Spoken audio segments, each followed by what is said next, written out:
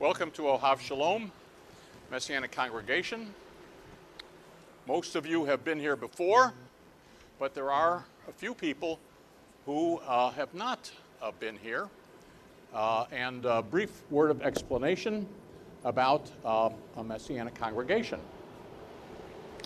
Messianic congregation is a two testament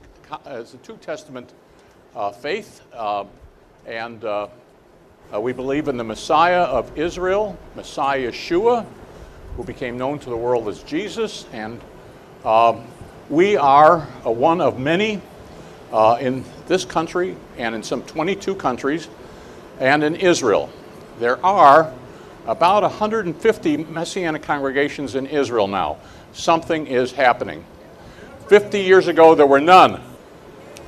All right, how has this, and there's probably 800 around the world. How has this happened? And why hasn't it happened over a period of 2,000 years? What was holding things back? Why suddenly did things break out? Because it was the time. It was the time for it to happen. And it was not the time for it to happen before. Okay? Now, why wasn't it time for it to happen before? Well, it wasn't time because the God of Israel is the God of all people. And his idea is to have a commonwealth of Israel. That means we can be in different countries, but are part of the commonwealth of Israel. Commonwealth is common weal, common welfare. So that's God's idea. So he needed, the good news about the Messiah and redemption, that the blood of atonement would satisfy all of the requirements to be at one with God, atonement, at one-ment. So why the delay? I mean, a 2,000-year delay is a long time because it took all that time for communications to develop and for people around the world to begin to get the good news. Actually, it is beyond good news. It is great news. It's the most wonderful news because finally, the problem that began in the Garden of Eden, the dying problem, has been solved.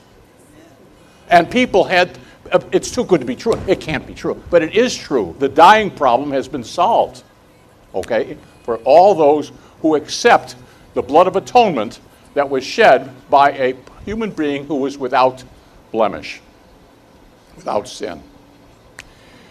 Still, why all this time? Well, in the beginning, it was altogether a Jewish faith. That went on for a few hundred years, but in a diminishing way. And so it became so much lodged among the Gentiles, the nations, that there was this great separation. And that was so that the Gentiles did not have to accept all the Jewish subcultural or cultural mores of the Jewish people. And that opened the door for peoples all over the world to have the good news of Messiah in their own style. But you know, in order for the good news of Messiah to be spread throughout all the world to all peoples, the Jewish people are also part of all peoples.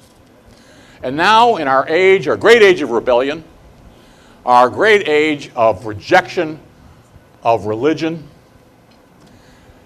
Jewish people, to a large extent, have had a clean slate, rejected Orthodox Judaism, rejected going to synagogue. And from God's point of view, I think maybe it was a move up to get rid of the religiosity and get back to, is there a God or isn't there? Is he the Messiah or isn't he? And so what has taken place is, as I'm fond of saying, yittle by yittle. Jewish people have been examining this again as never before. And so all beginnings are difficult, they say in Israel. Despise not the day of small beginnings. Well, our small beginnings, we are up to about 100,000 Jewish believers in Messiah. And it's growing, but it took 50 years. That's okay, God's not in any big hurry. So there's like a slow percolation going on here, a slow revival, a slow motion revival, let's call it, among the Jewish people. and it couldn't get underway. The Jewish people have tried to bootstrap our way up, that we're going to bring this about, and it didn't work. And the Gentile people were going to save Israel, and that didn't work. The only thing that's working is where the Jews and Gentiles work together towards the redemption of Israel. That works. It was always supposed to be a partnership between Jewish people and Gentile people. The entire body has to get in on the act, because Israel is central to the Bible. Israel is central to the whole world. God's moving all the chess pieces around because he has to fulfill his promises to Israel. And so we're kind of the early ones who can see that and work together towards the restoration of Israel on both a physical and spiritual level. So that's a more elaborate explanation than I expected to give.